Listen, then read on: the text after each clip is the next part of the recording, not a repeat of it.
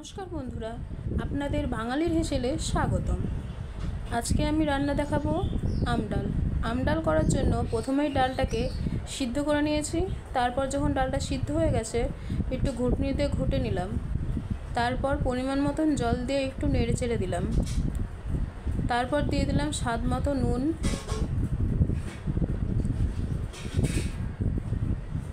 এবার দেওয়া হবে পরিমাণ মতন হলুদ।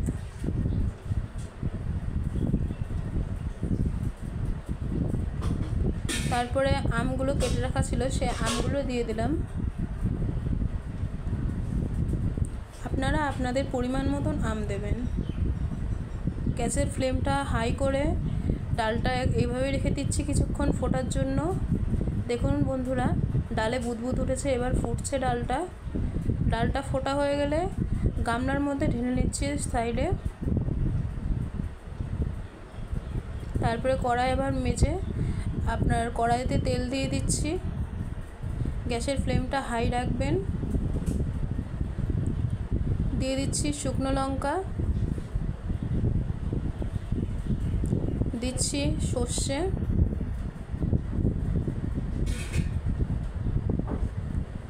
এরপর ডালটা দিয়ে দিলাম। ডালটা দেওয়ার সময় সাবধানতা বজায় রাখবেন, নাহলে ডালটা আপনাদের গায়ে ছিটে আসতে পারে। তারপর ডালটা একটু নেড়ে চেড়ে নিচ্ছি। এবার অল্প একটু চিনি দিয়ে দিলাম। আপনারা যদি চান চিনিটা অ্যাভয়েডও করতে পারেন। ডালটা এবার ফুটে উঠেছে।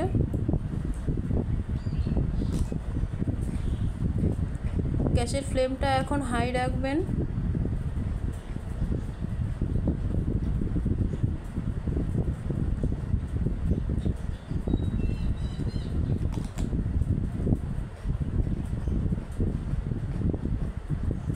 তো বন্ধুরা, আমার এই চ্যানেলটা নতুন, আপনারা আমাকে অনেক অনেক সাপোর্ট করবেন, এটাই আপনাদের কাছে অনুরোধ।